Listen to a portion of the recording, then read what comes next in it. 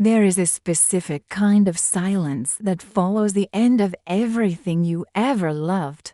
It is not the silence of an empty room, or the silence of a midnight street, or even the silence of a graveyard at dusk. It is the silence that lives inside your own chest in the hollow space where something warm and breathing used to live. It is the silence that follows the last word of a conversation you never wanted to end.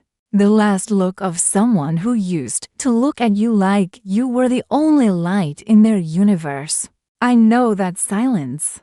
I have lived inside it for so long that I sometimes forget what it felt like to exist before it moved in and made a home in my ribcage. This is the story of how I fell in love with a lie. Not a small lie. Not the kind you tell yourself to get through a Monday morning, or the kind you whisper to someone at 2 a.m. when the darkness feels too heavy. This was the grandest, most beautiful, most elaborate lie I have ever encountered. It had a heartbeat. It had a name. It had arms that held me in the middle of the night, and a voice that called me its forever. And I believed it. God help me. I believed every single word. You need to understand something about who I was before him. I was not fragile. I had never been the girl who cried at movies or stayed up at night, wondering if someone loved her back. I had edges clean, practical edges, and I wore them like armor. I had survived a childhood that taught me early on that love is a transaction, that warmth is conditional, and that the safest place to keep your heart is behind a wall thick enough to stop bullets. I had built that wall brick by careful brick over 26 years of living. I was proud of it. I thought it made me strong. And then I met Aiden, who walked into my life on an ordinary Thursday afternoon in October, at a coffee shop so ordinary it barely deserves a name. He sat down at the table next to mine, completely uninvited, completely unannounced, and said without preamble, without apology, "Your book is upside down." I looked down. The book was, in fact, upside down. I had been staring at the cover without seeing it for the better part of 20 minutes, lost somewhere inside my own head. I know, I told him, which was a lie, because I had only just discovered this fact approximately 1 second ago. He smiled, and that smile, that first smile, should have been a warning. It was too much. It was the kind of smile that belonged in a movie, in a scene where the background music swells, and the camera slowly rotates, and the whole world tilts slightly on its axis to accommodate the arrival of something momentous. I did not heed the warning. I smiled back.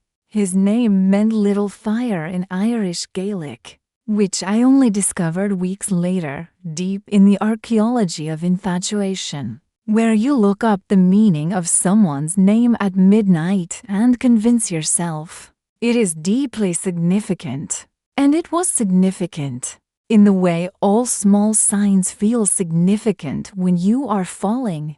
It felt like the universe had named him specifically for what he would do to me.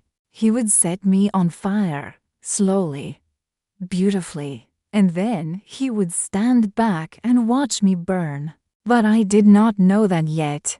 In those early days, I knew only that he laughed at the same things I did, that he read the same obscure novels I kept in stacks beside my bed, that he talked about music the way I always wished someone would, not about what it meant, but about what it felt like. About the specific geography of sound and how certain songs lived in certain parts of your body. He said once that Jeff Buckley's Hallelujah lived in his sternum. I told him Leonard Cohen's famous blue raincoat lived somewhere behind my left knee. which makes no anatomical sense. And he looked at me like I had just said the most profound thing he had ever heard. Nobody had ever looked at me like that before. Like I was not just interesting, but extraordinary. Like my strangeness was not a flaw to be tolerated, but a rare and precious thing he had been searching for without knowing he was searching. This is the first thing you should know about falling for a beautiful lie. It does not feel like a lie. It feels like finally being seen. We talked until the coffee shop closed. We talked standing on the sidewalk outside until the October chill forced us into motion. We talked while walking to nowhere in particular, through streets I barely recognized, because I was not looking at them. I was only looking at him. 3 hours after we met, he said, "I feel like I've known you for years." And the terrible, beautiful truth is that I felt it too. That bone-deep recognition, that sense of returning to something familiar, that feeling that the universe had been quietly moving the furniture of your life around in preparation for this exact moment. I felt it. I felt all of it. And it was all real. At least, it was real in me.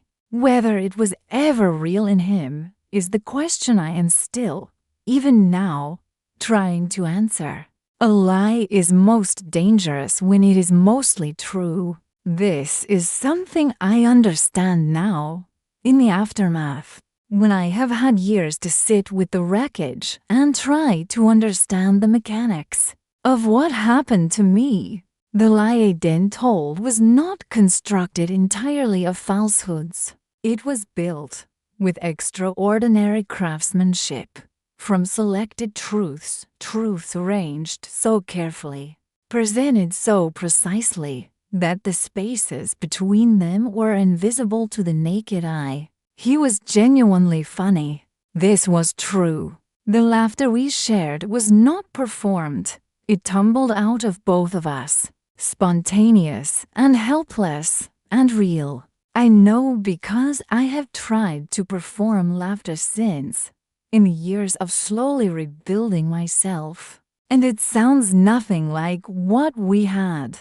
What we had was the kind of laughter that makes your face hurt, and your eyes water, and your stomach ache in the best possible way. He was genuinely curious. This was true. He asked me questions that nobody had ever thought to ask, not because they were clever questions, but because they were the exact right questions. He asked what I was most afraid of and actually waited for the real answer, not the surface answer. He asked what I wanted from the next 10 years of my life. He asked what I would do if money were not a concern. And when I told him I would probably disappear into some small library in a small coastal town and read until the words ran out, he did not laugh at me. He said, "Tell me which town. Tell me everything about it." And I told him all of it. Every quiet, impossible dream I had kept folded up in the dark because I was afraid. They were too small to survive sunlight. I unfolded them all for Aiden, and he treated them like they were sacred. This is the architecture of a beautiful lie. It requires real materials, real attention, real warmth, because anything built entirely of falsehood collapses too quickly, and a skilled liar knows that the lie must be load-bearing, must feel solid enough to build a life upon. Aiden was a skilled liar, perhaps the most skilled I have ever encountered, not because he had practiced at it, though I believe now that he had, more than I knew, but because the best liars lie first to themselves. Aiden had convinced himself, I think, of at least some of what he was telling me. He had decided, in the way that certain people decide certain things, that he was capable of being what he was showing me. He was showing me a man who wanted forever, a ready man, a man who had arrived. What he was, underneath that careful presentation, was a man running from something. A man so afraid of his own emptiness that he had learned to fill it temporarily, with the love of other people to take it, consume it, and move on before anyone could discover the hollow place he was protecting. But I did not know this yet. I knew only that when I was with him, I felt like the best version of myself I had ever managed to access. I was wittier with him, braver, more honest, more alive. Love, when it is working the way it is supposed to work, is supposed to make you more yourself. This is what they tell you. And the terrifying thing, the thing that still keeps me awake sometimes, is that what Aiden gave me felt exactly like that. It felt like expansion, like becoming. I was becoming all right. I was becoming someone perfectly shaped to be destroyed by his specific absence.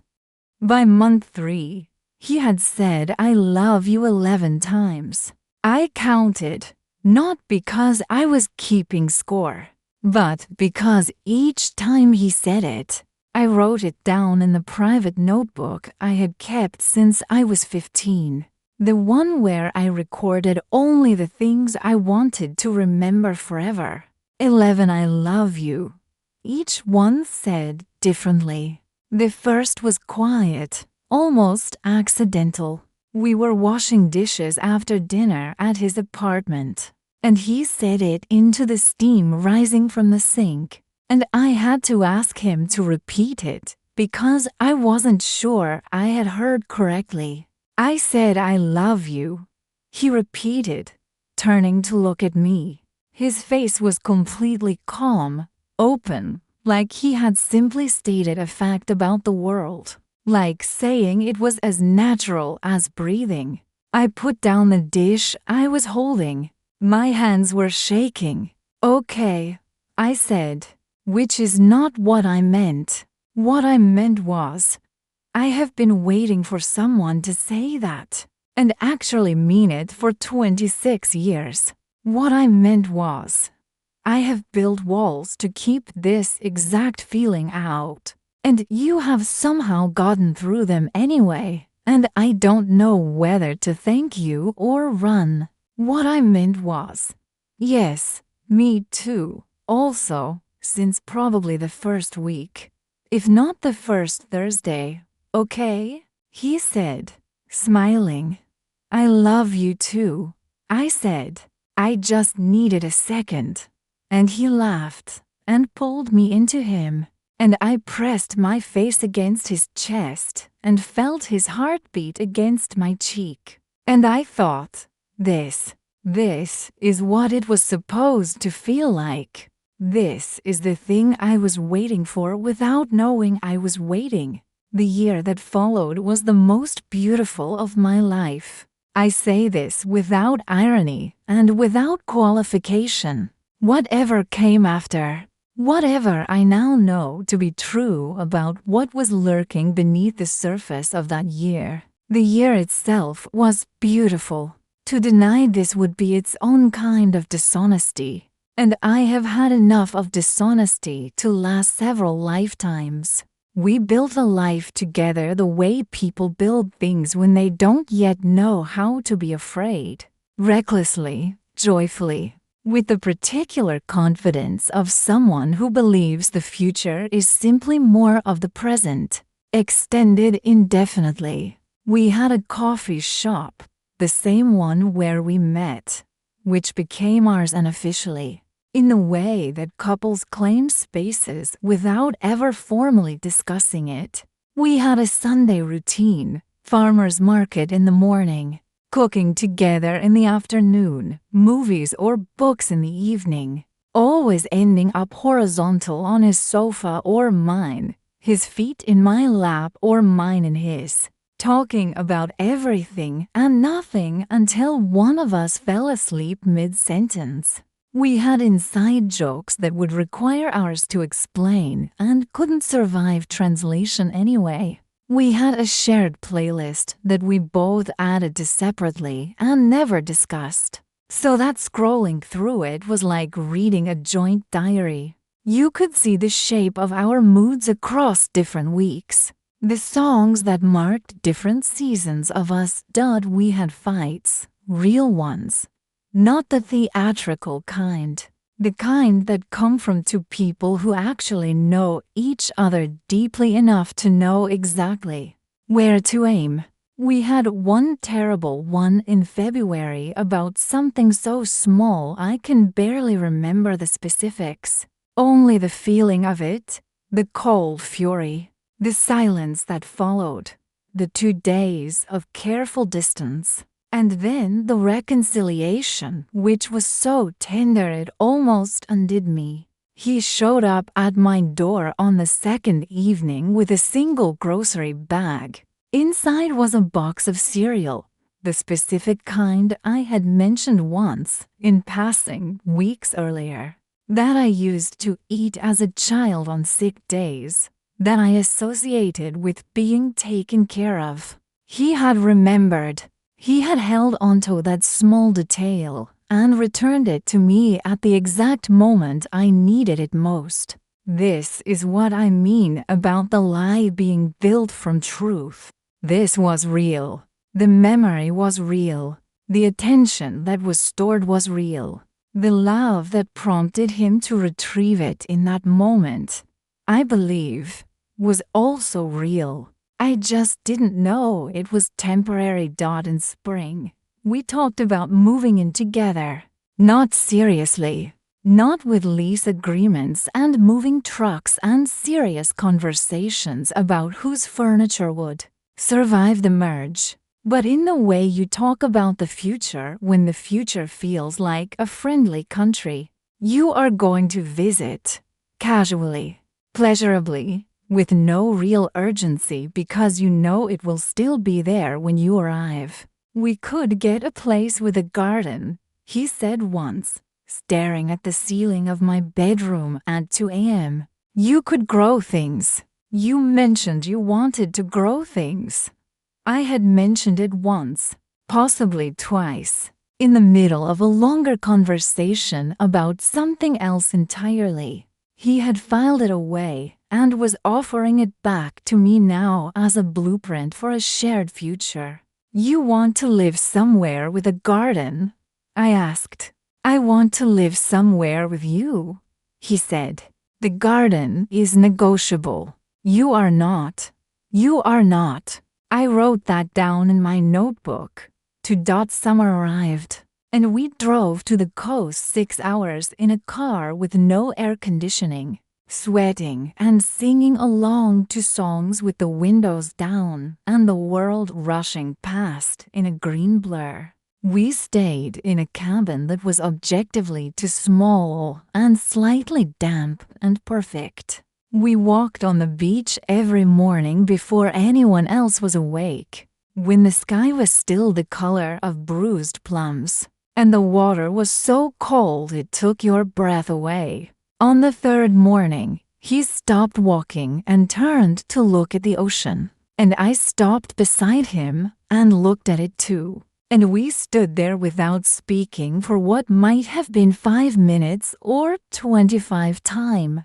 Works differently near water, near him, and then he said, very quietly, I don't know how I existed before you. I did not say anything. I could not say anything. Some things are too large for language. You can only stand next to them, let them fill up the space around you and breathe. I breathed. I breathed him in, the salt air, and the thing he had just said, and the bruised sky, and the cold water, and all of it felt like the truest, most real thing that had ever happened to me. The first sign was so small that I almost missed it entirely. It was autumn again, our second autumn together, the anniversary approaching, and we were at a party thrown by one of his colleagues. I did not know most of the people there, and I had settled into that particular mode of sociability that introverts adopt at parties. They didn't want to attend. Present enough to be polite, absent enough to preserve some essential inner quiet. Aiden was across the room. I could see him from where I stood, drink in hand, talking to a group of people I didn't recognize. He was laughing that big, open laugh that I knew from the inside, that I had heard aimed at me 1,000 times. And then a woman appeared beside him, young, dark-haired, the kind of beauty that announces itself confidently across a crowded room. She put her hand on his arm, and he turned toward her, and for just a moment, just a single, flickering moment, his whole face changed. I don't know how to describe the change, except to say that his expression became more of itself, more intense. The laugh deepened, the focus sharpened. It was the expression I associated with him looking at me. That particular quality of attention that had made me feel, from the very beginning, like I was the most interesting thing in any room I occupied. He was looking at her with it. I stood across the room with my drink, and I watched this happen. And I told myself, you are being paranoid. He knows many people. He looks at people he likes with warmth. You are projecting. And I was good at telling myself this, because the alternative that I had believed was specific to me was something he produced more generally, something he could direct at anyone. It was too large and too frightening to examine directly. So, I looked away, and I kept looking away for months. The second sign came in the form of his phone. Aiden had always been relatively unself-conscious with his phone. He left it face up. He answered calls in front of me. He showed me funny things on it without thinking. It was not a territory with any particular security around it.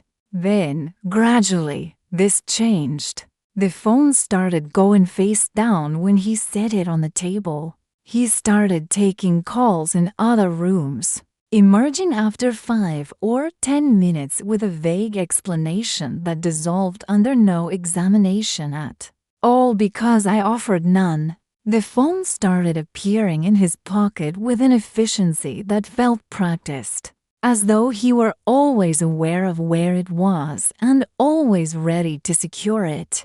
I noticed these things. I catalogued them in the back part of my brain that was beginning, despite my best efforts to suppress it, to run its own quiet investigation. The part of me that could not entirely silence the evidence being slowly assembled before it. I did not ask. Every day I did not ask. I told myself, this is not who I am. I am not the person who goes through someone's phone. I trust him. He has given me no real reason for distrust. Relationships require faith. I have faith. The truth is that I did not ask because I was afraid. And the particular fear was this, that if I asked and he lied to me, I would know he was lying. And if I knew he was lying, I would have to do something about it. And doing something about it meant dismantling the life we had built, the future we had planned, the whole beautiful architecture of us. I was not ready to do that. So, I chose, again and again, not to know. There is a word for this. Epistemic cowardice, the deliberate avoidance of knowledge that would require you to act in ways you cannot bear to act. I have read about it since, in the long aftermath, when I read everything. I could find about love and loss and the specific psychology of betrayal, trying to understand what happened to me and what my part in it was. I practiced epistemic cowardice for 6 months. 6 months of careful not knowing. 6 months of explaining away the small wrongnesses, of accepting incomplete explanations, of telling myself that the discomfort I felt in my gut was my own anxiety, my own damaged past, my own inability to trust, not evidence of anything real. The gut, it turns out, is usually right. It is the first part of you to know. It is also the last part you listen to, because listening to it means ending the beautiful thing. And you are not ready. You are never ready. Betrayal rarely announces itself dramatically. I used to think before I lived through one that betrayal was the kind of thing that happened in scenes. A door thrown open, a confrontation, a revelation. The kind of thing with raised voices and flying objects and the dramatic clarity of a before and after. What actually happened was quieter and crueler than any of that. It happened in the slow death of small things. The first small thing to die was the Sunday routine. It became sporadic, then occasional, then absent. He would have other plans on Sundays. Always reasonable, always unverifiable, always explained with just enough detail to satisfy casual scrutiny. The second small thing to die was the playlist. I stopped adding to it. At some point, without discussing it, he did too. I discovered this one afternoon when I scrolled through it, and realized that the most recent addition was a haunting, minor key piece I'd put in the week before was now the last entry. Before mine was one he had added months ago. The playlist, which had been a living document of us, had simply stopped. The third small thing to die was the way he said my name. This is the hardest one to explain. He still said my name. He said it the same way, with the same cadence. And anyone listening would have heard nothing different. But I could feel the difference. The way a musician can hear a fraction of a tone flat, even if the audience cannot. The name was the same. The person saying it was somehow less present. He was going somewhere else in his head when he was with me. Somewhere. I was not invited. And in his absence, the present we inhabited together became thinner, less vivid, less alive. Like a photograph slowly fading. I kept reaching for him across that fading distance. I planned dinners. I suggested trips. I tried to recreate the magic of the early months, not understanding that magic cannot be recreated. It can only be genuinely felt, and what I was feeling by then was its absence. The fights changed, too. They lost the quality of intimacy they had once had. That terrible closeness of two people who know each other well enough to wound each other accurately. Now they were different. They were evasive on his side.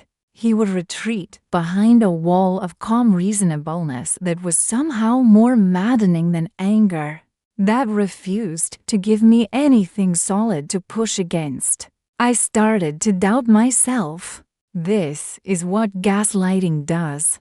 And I am careful with this word. Careful not to use it as an accusation without the accompanying evidence. But the evidence is there. When I raised the things, I was feeling the distance, the changed behavior, the sense that something was wrong. He did not deny them, exactly. He attributed them to me. My anxiety, my trust issues, my tendency to catastrophize. A phrase he used with such practiced patience that it sounded like therapy. like he was gently helping me see my own patterns. "I know you've been hurt before," he would say. "I know it's hard for you to believe that this is real. But I'm here. I'm not going anywhere. You have to trust me." And I wanted to trust him. God, how I wanted to trust him. Because the alternative was that my gut was right. And if my gut was right, then the life I had built, the most beautiful life I had ever managed, was built on nothing, was built in the air. So, I trusted him. I trusted him right up until Tuesday in March when everything ended. It was unremarkable in every external way. An ordinary Tuesday afternoon in March, overcast and cold, with that particular gray quality that late winter days have.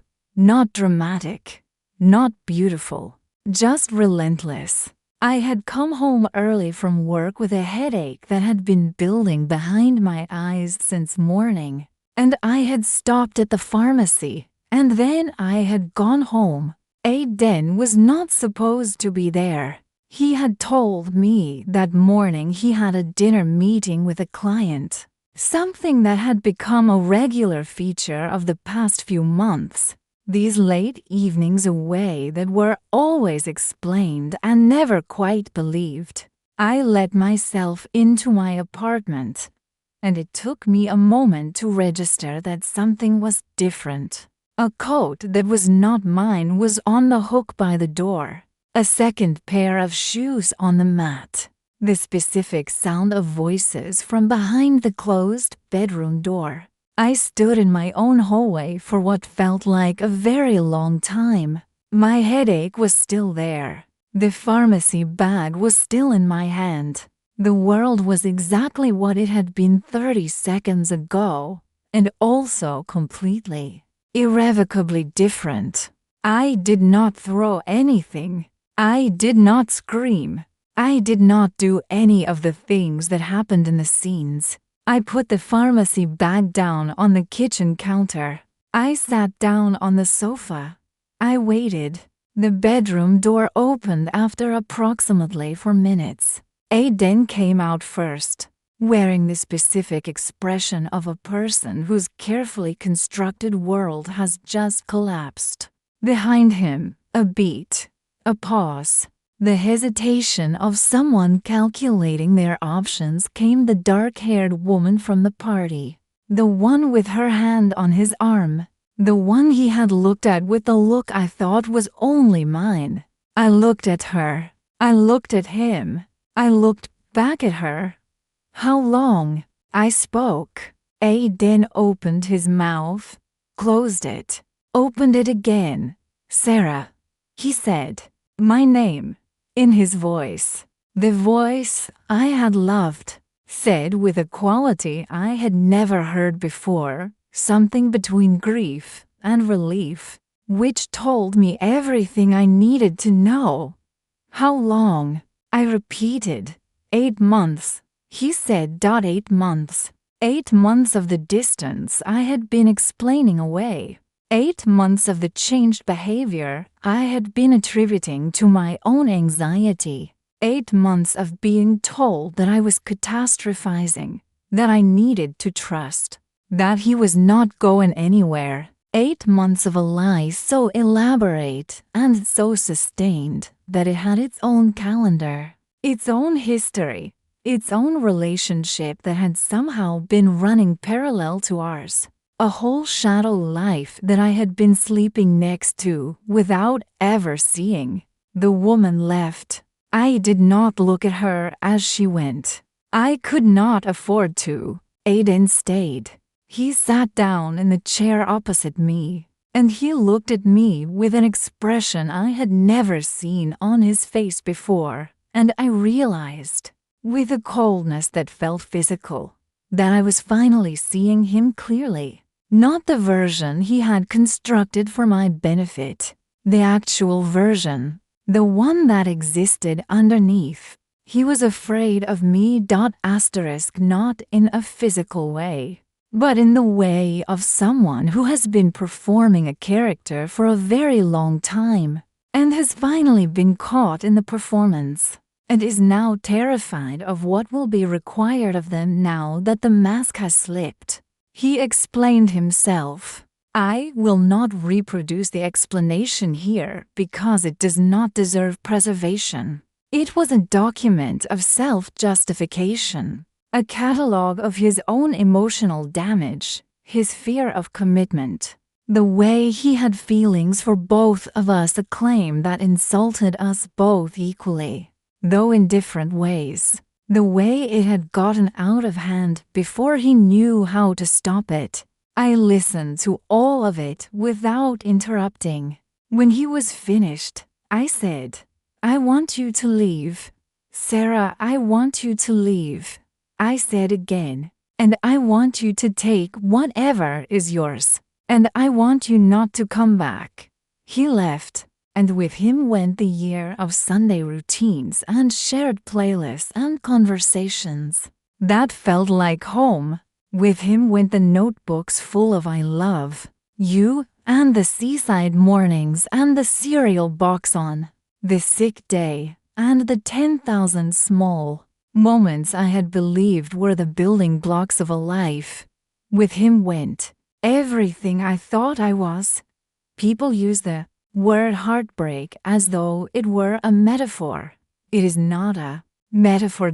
In the days after Aiden left, I experienced something that I can only describe as physical pressure in my chest, so constant and so dense that I began to think about it clinically, wondering if there was something structurally wrong with me, if grief could damage tissue, if a heart could actually fracture along the fault lines of loss. I now know that it can.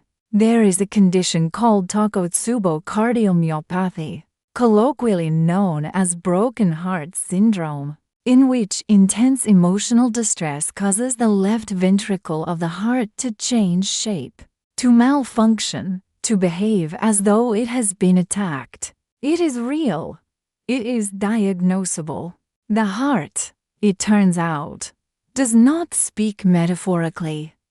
Mine was trying to tell me something those first days. I just could not hear it over the noise.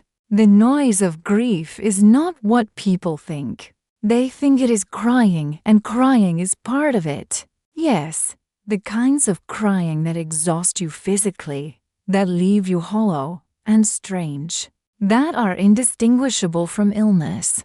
But the noise is also, somehow, silence. The silence of a space where a person used to be. The way you reach for your phone to tell him something funny and remember, before your fingers have completed the action, that there is no him to tell anymore.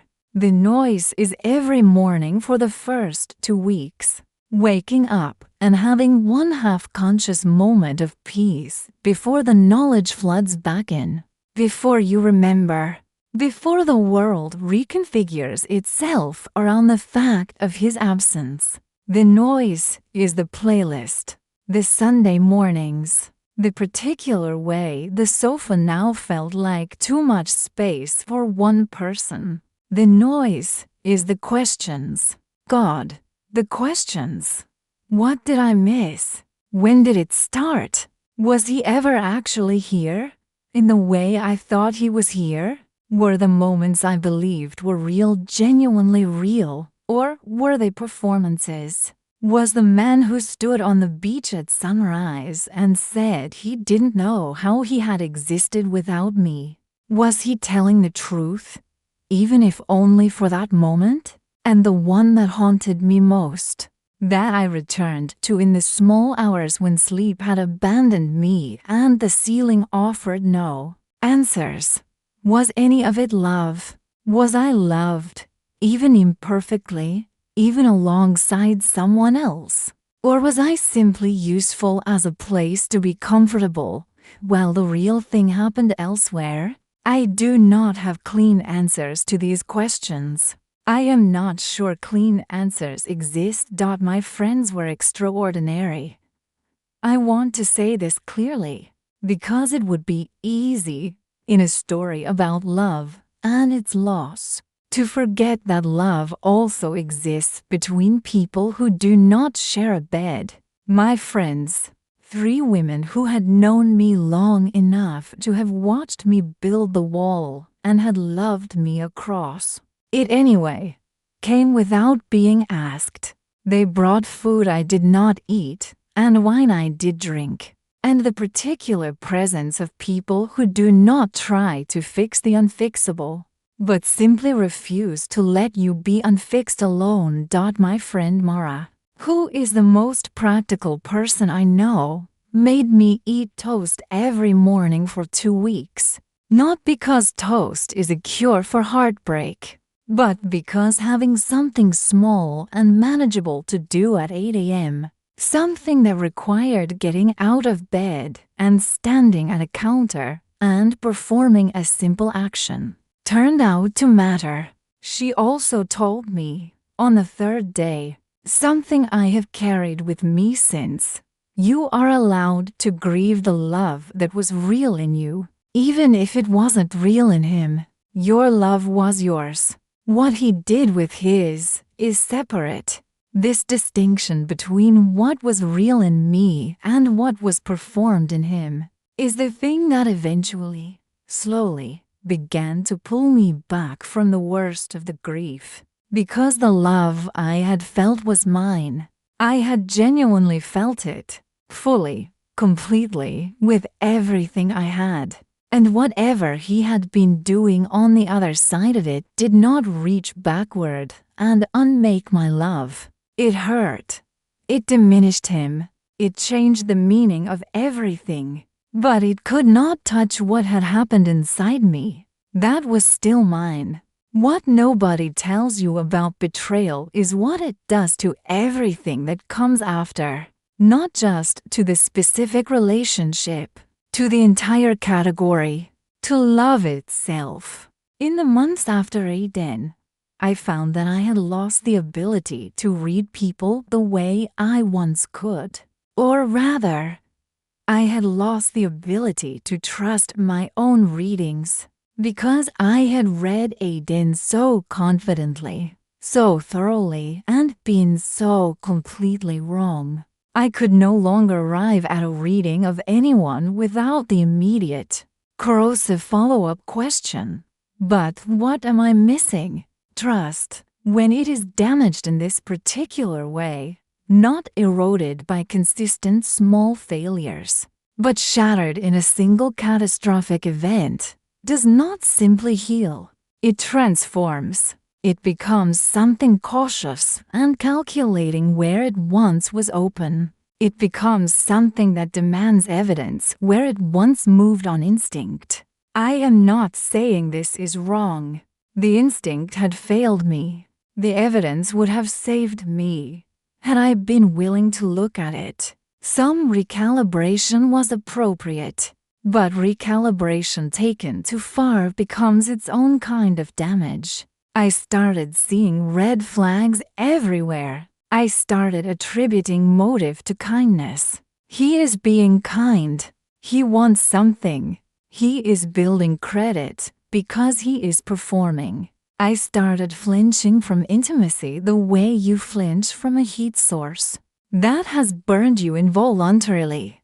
Before your rational mind can intervene, there was a man, kind, patient, genuinely interested, who I effectively destroyed before anything could begin, because I was so determined not to be destroyed again that I made myself unavailable for any outcome. I made myself impossible to reach.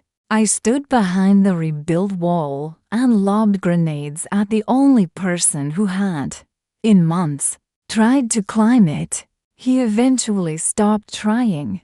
I told myself I was protecting myself. I was also, and this took longer to admit, choosing pain on my own terms over the risk of pain on someone else's. The wall I had rebuilt was different from the one I had before Aiden. The original wall had been built on the assumption that love was not available to me, not genuinely, not sustainably. It was a wall built on scarcity. The new wall was built on something more dangerous, the confirmed knowledge that love was available, was beautiful, was real in me, and that this made me specifically, precisely vulnerable, because you cannot be hurt by what you do not want.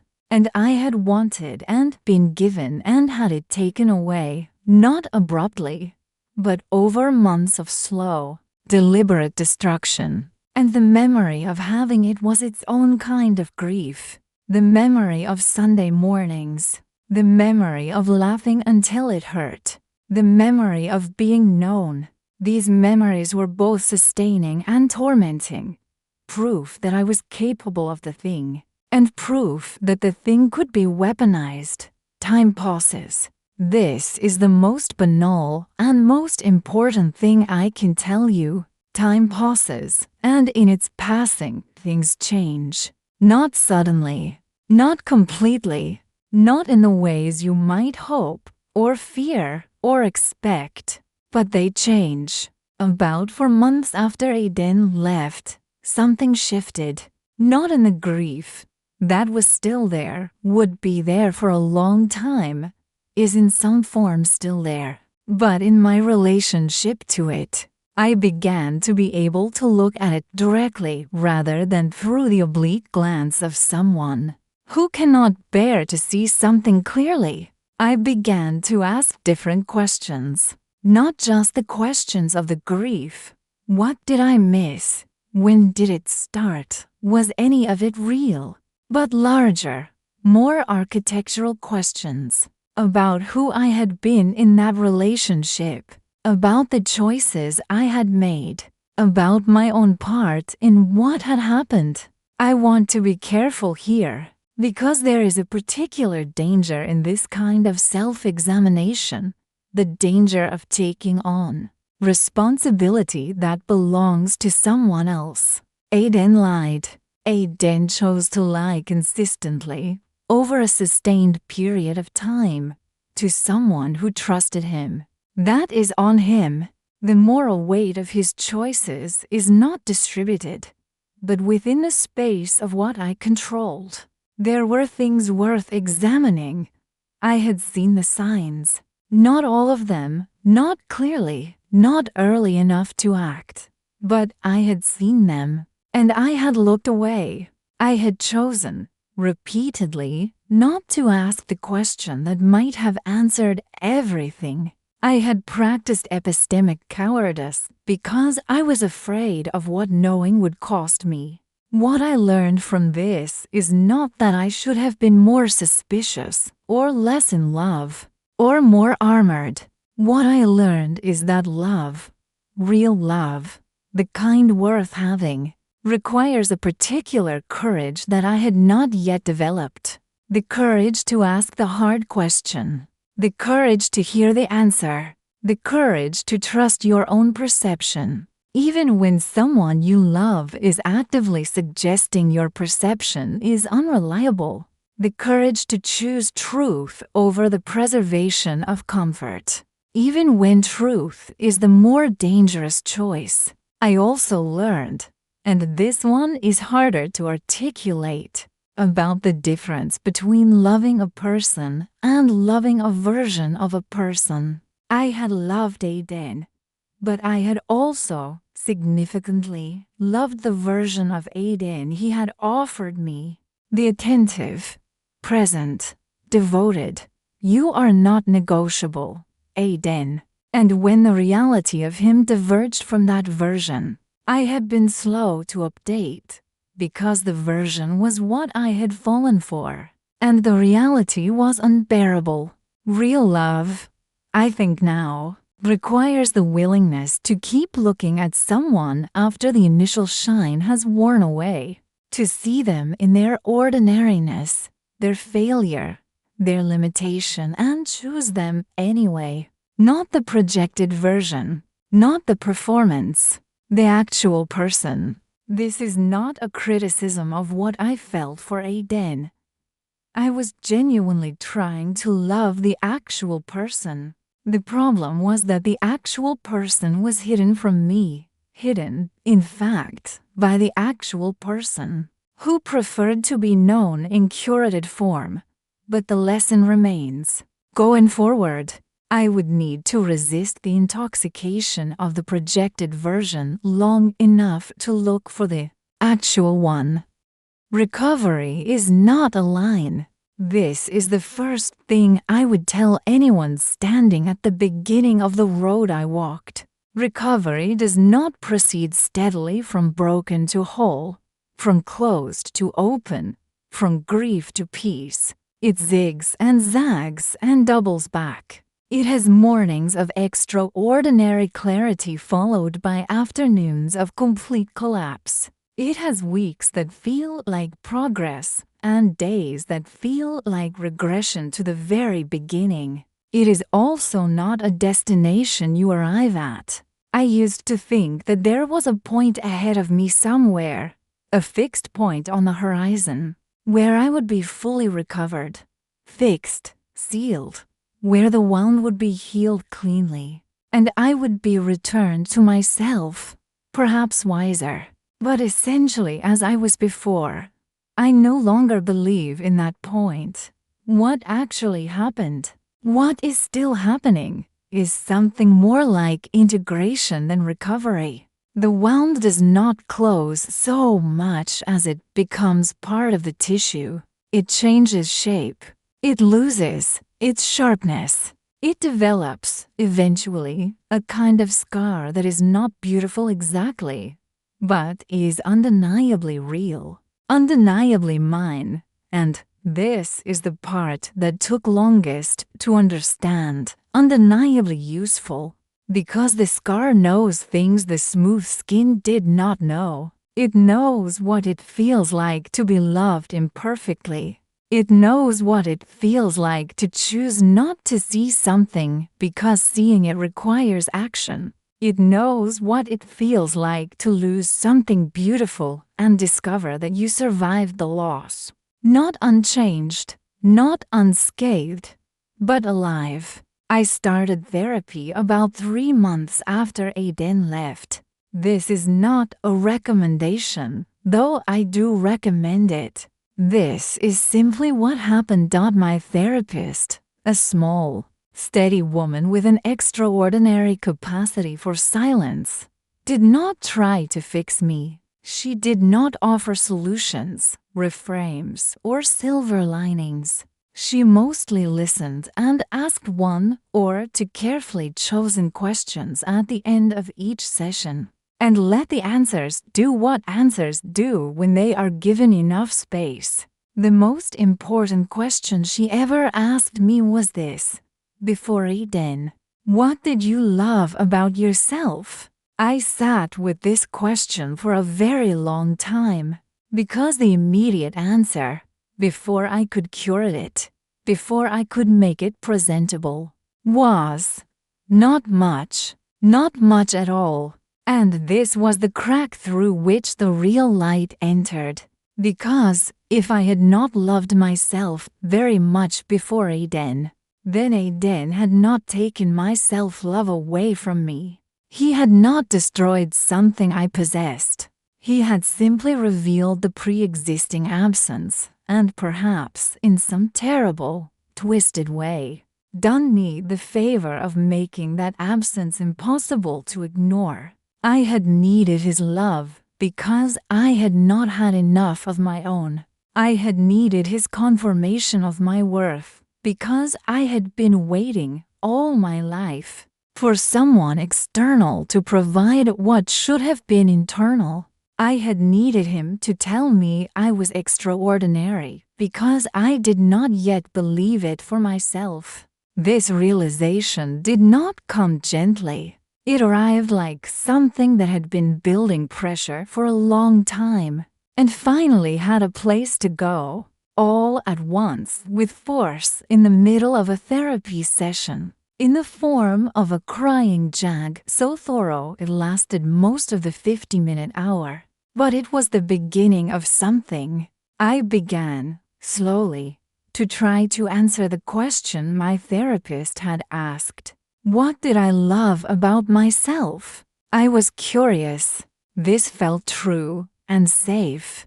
I had always been curious, before anyone else confirmed or denied it. I was curious about everything, about the way light moved, about the mechanics of language, about the inner lives of strangers on trains. This was mine. I was funny, quietly funny, not the kind of funny that performs itself, but the kind that appears unexpectedly in the middle of something serious and catches people off guard.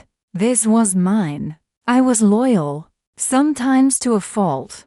The fault being that I had remained loyal to Aiden long past the point where loyalty made sense, out of a misguided belief that loyalty was always virtuous. But the capacity itself, the willingness to show up consistently for the people and things I cared about, this was mine.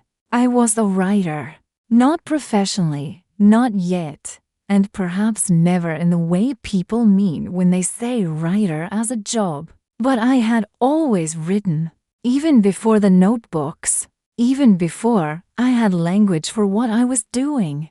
I wrote the way some people breathe, not always consciously, not always well, but necessarily. These things were mine before him. These things would be mine after. I started with these dot in Japanese art. There is a practice called kintsugi, the repair of broken pottery with gold. The philosophy behind it is this: when something breaks, you do not hide the break. You do not attempt to make the repair invisible. Instead, you fill the crack with gold, and the repaired object becomes more beautiful than it was before, because now it carries visible evidence of its breakage and its survival. The break becomes part of the beauty. I thought about kintsugi a lot in the second year after Aiden. I thought about it in the way you think about things that feel almost too convenient. To knit a metaphor, to tidy a lesson for something as messy as heartbreak. I resisted it, for a while, as too poetic, too easy. But I kept coming back to it, because there is something in it that is not easy at all. That is, in fact, quite demanding. What kintsugi requires is that you choose to repair the thing rather than discard it. That you do not throw away the broken bowl. That you believe the broken bowl is worth repairing, worth the gold, and the time, and the care. And this is the hardest thing, after betrayal. Not the automatic grief, not the anger, which is also automatic, but the decision to continue to believe in your own worth, to choose to repair yourself rather than reduce yourself, to become smaller, more guarded, more defended, less alive, to decide that you are worth the gold. I made that decision not all at once, but incrementally, in small acts that added up over time.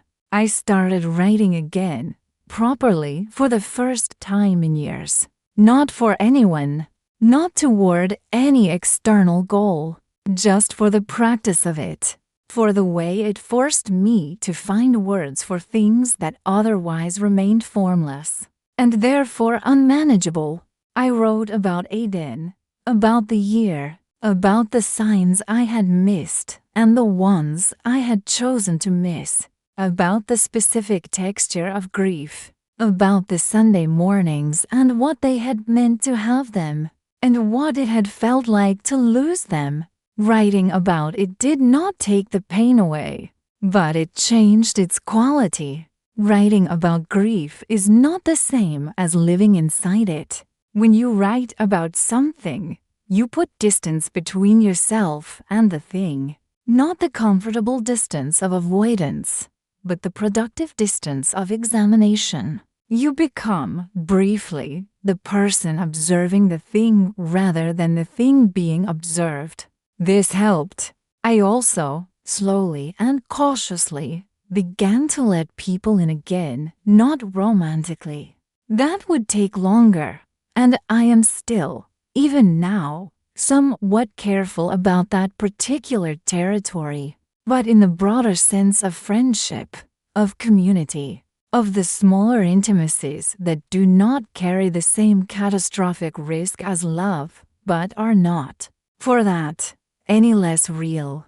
I had contracted in the aftermath of Aiden, drawn inward, become more private, more self-sufficient in the way that is really just self-protection with better branding. I began to expand again, to accept invitations, to initiate, to allow myself to be known by people who had not known me during the Aiden period and could not, therefore, compare who I was now to who I had been, starting fresh, in small ways with small people, in low-stakes contexts. It was enough, for a while. It was enough. About a year after Aiden left, I wrote him a letter. I never sent it. This matters. The letter was not for him. It was, for me, a way of completing something, of saying the things that had been circulating in my body for 12 months, and that finally needed a form. I am going to reproduce it here, not in its entirety. It was 15 pages, handwritten, and some of it is too private even for this, but in its essential parts, because the letter is what taught me in the writing of it, what I actually felt. Not what I thought I felt, not what I thought I was supposed to feel, what I actually felt, underneath everything. Dear Aiden, I am writing this a year after the Tuesday when I came home and found you in my apartment with someone else. I am writing it because I have things to say and no way to tell them. That does not implicate both of us in something uncomfortable, and paper is patient. I want to start by telling you that I do not hate you. I am aware that this might be disappointing. There is something clean about hatred, something that makes the math of loss easier to balance. If you are entirely a villain, then I am entirely a victim, and the story resolves neatly into something manageable. But I do not hate you. What I feel is something more complicated, and I think you deserve to know what it is, even if you never read this. Even if this letter lives only in the notebook I've kept since I was 15. I feel grief for the year we had. Real grief, not performative, because the year was real to me, every minute of it. And whatever was happening on your side of it does not reach backward and change the texture of what I was experiencing. The Sunday mornings were real. The laughter was real. The love was real, at least in me. I feel anger.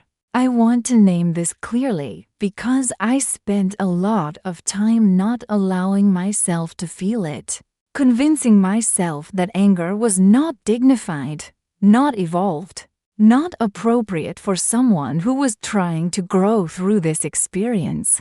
This was wrong. The anger is appropriate. What you did was wrong.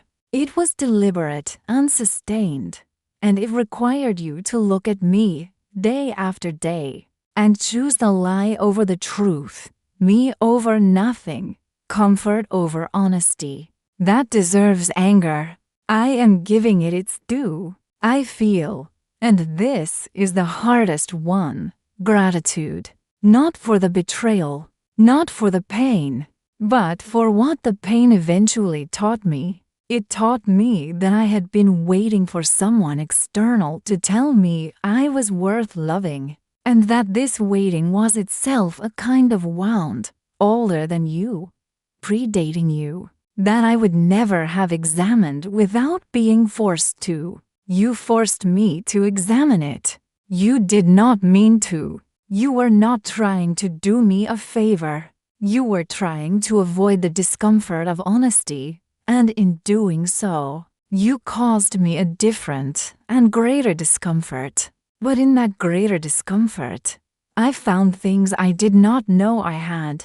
I found out I was stronger than the wall I had built. I found out I could survive the worst thing I could imagine, losing the most beautiful thing I had ever had, and still be standing, still writing, still be capable of love, even if I am currently more cautious about where I direct it. I found out that I am someone worth the gold. I think you probably knew something was wrong with you long before I showed up. I think the capacity to do what you did to me, to sustain that kind of double life with that kind of composure, requires a certain dissociation from your own conscience that does not develop overnight. I think you were in pain, too. Different pain. Pain I am not required to forgive, but pain nonetheless. I hope you find a way to address that pain. That does not involve destroying other people in the process. I hope she is everything you were looking for. I hope I am, eventually, everything I am looking for. Goodbye, Aiden. The letter took 6 hours to write. When I was done, I put it in an envelope, sealed it, and wrote his name on the front and put it in a drawer. And then I did not think about him again in the same way. Not because writing the letter fixed everything. Not because closure is a real destination you can reach through correspondence with someone who will never read it. But because the writing of it was completed, something gave the experience a form, allowed me to say to myself and the empty room and the patient paper, this happened. This was real. I was there. I survived it. And now it is done. I am not a cynic. I want to say this clearly, because everything I have written up to this point might have suggested otherwise. That the conclusion I arrived at, after all of this, was that love is a trap and people are liars, and the heart is a fool for opening itself to anyone. That is not my conclusion. My conclusion is almost the opposite. What I believe, having lived through the most beautiful lie I ever encountered, and having survived its destruction, is that love is real, genuinely real, worth every risk, worth every possible loss, worth the specific vulnerability of opening yourself to another person and allowing them the power to hurt you, because without that vulnerability, nothing good can get in either. What I learned is that the problem was never love. The problem was that I had been sold by my history, by the stories I grew up with, by the specific and beautiful liar who showed up one October afternoon. A version of love that was about being chosen, about being seen, about having your worth confirmed from the outside. Real love, I think now, is not about that. Real love, the sustainable, honest, genuinely life-giving kind, is not about finding someone who makes you feel extraordinary. It is about finding someone in whose presence you are free to be ordinary. It is about finding someone who does not require you to be a curated version of yourself, who can see the full range of you, the beautiful mornings, the difficult Tuesdays, and the specific shape of your fears, and still choose to show up. It is about choosing them in return, actively, not as a feeling that happens to you, but as a decision you make, again and again, in the face of all the ordinary reasons not to. I did not have this with Aiden. I had something that felt like it from my side in the early days, but it was built on incomplete knowledge, on the version he was offering, and love built on an incomplete version of someone is, at its heart, a fantasy, a beautiful fantasy, worth grieving, but not the real thing. The real thing is harder and quieter and less cinematic. It does not announce itself the way Aiden announced himself. It does not arrive with the specific gravity of a movie scene, with the whole world tilting to accommodate its arrival. It arrives quietly. It stays. I know this now because I have seen it. Not in my own life, not yet, but in the lives of people I love. People who have shown me what the sustainable version looks like. My friend Mara and her husband, who have been married for 11 years, still make each other laugh at breakfast. My parents, who managed, despite the conditional love of my childhood that taught me the wrong things, to arrive, in their later years, at something that looks genuinely chosen. I have seen it in small things. The way someone gets up to refill a glass of water without being asked.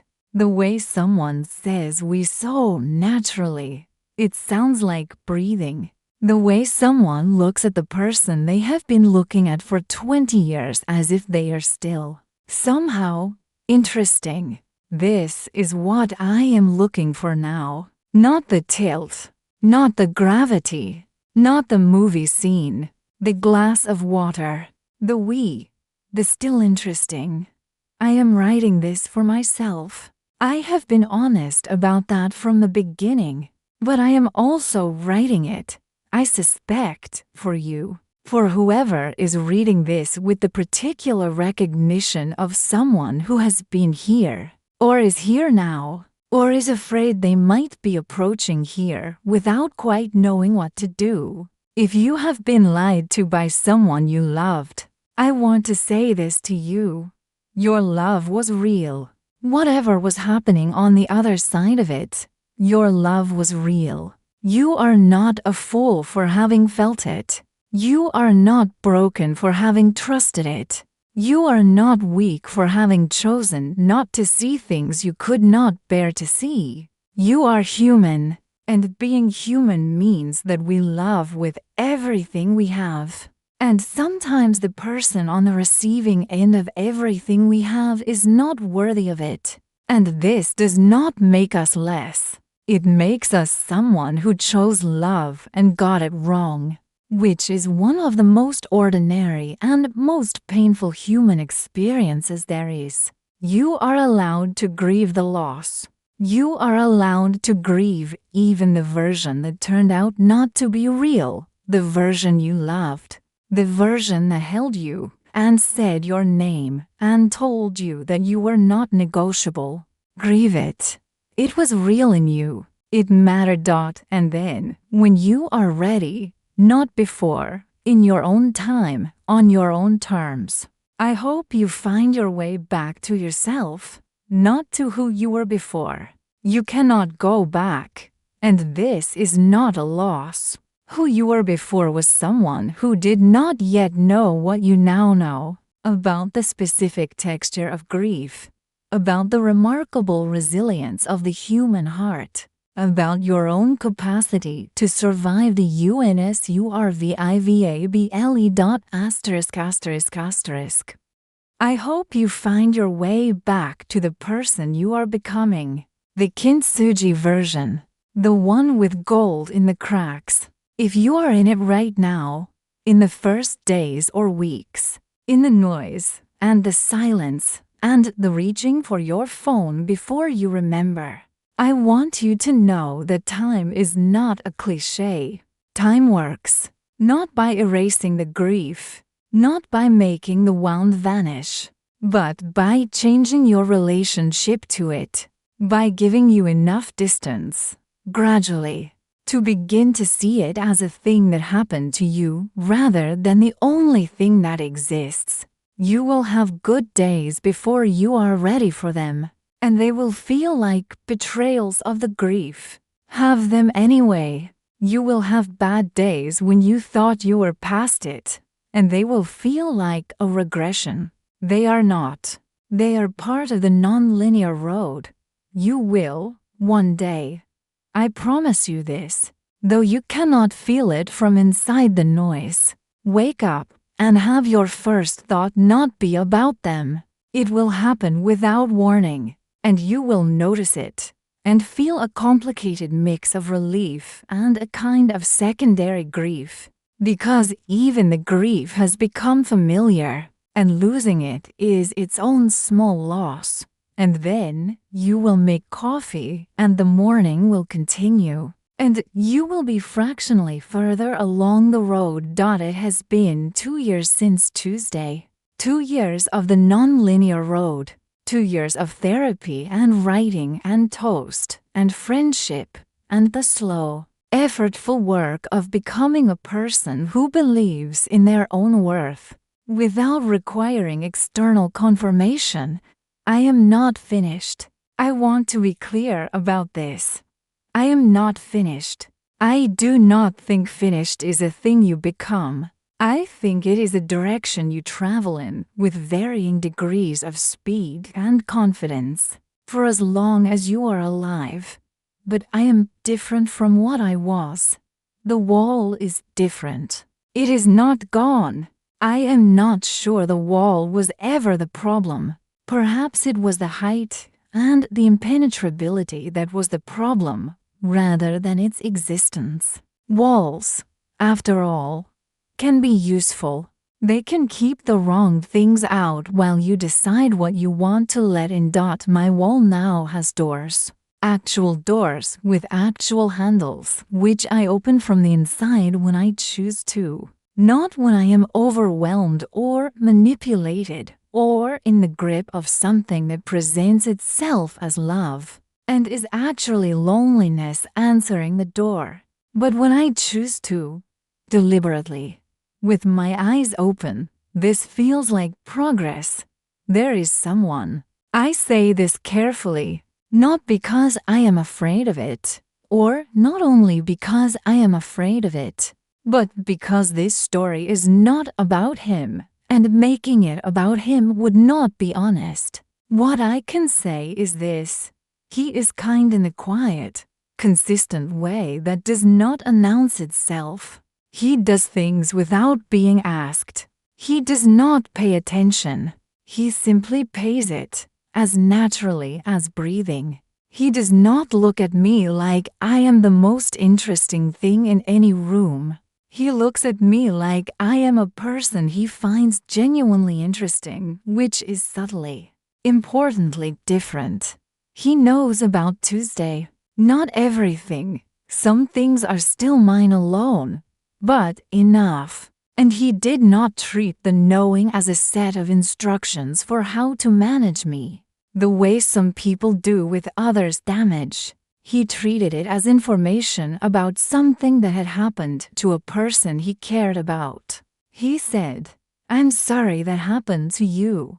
And then he changed the subject, because he could see that I didn't want to live inside it any longer than I had to. That, more than almost anything else, felt like love. Not the gravity, not the tilt, not the movie scene, the changed subject, the understanding that some things are not to be dwelt in, but moved through, the knowledge of when to press and when to give space. This. I will not tell you that everything worked out. I will not package this into a redemption story with clean edges and a heartwarming final image, because I do not believe that is what I owe either of us. What I will tell you is that I am more myself than I have ever been, not more than who I was with Aiden. That version of myself was real, but was also partially constructed for an audience, but more than who I was before him. More than the person behind the original wall, the grief changed me. And the change was not entirely loss, there is something in me now that was not there before. A knowledge that I cannot fully articulate, but can feel in the way that things felt in the body know themselves. A knowledge that I am more resilient than I believed. That loss does not end me. That love is worth the risk, even when the risk materializes, even when the worst case happens. Because surviving the worst case teaches you something that no amount of safety can. It teaches you that you survive. And survival, when it has been genuinely in question, becomes its own kind of love. I still have the notebook, the one with the 11 I love you. I have not torn those pages out. I have not crossed the words out or burned the book in the cathartic way that heartbreak movies suggest you should. They are still there. They are part of the record dot and on the pages that follow them. The pages I have added in the 2 years since the Tuesday. There is evidence of something else. Something being built, not rebuilt, because what I am building now has never existed in quite this form. Before dot something new, something that knows what it survived dot something with gold in the cracks. This script is a work of creative nonfiction in style and spirit. A composite of true emotional experiences, drawn from the interior landscape of anyone who has ever loved too fully and been left holding the evidence. The specific details are fiction. The feelings are not. If this story felt true to you, that is because heartbreak has a grammar that everyone who has lived it recognizes. You are not alone in knowing its vocabulary. If you are currently in the middle of your own version of this story, please reach out to the people who love you. The recovery is real. The road is real. The gold in the cracks is real. You are worth the repair.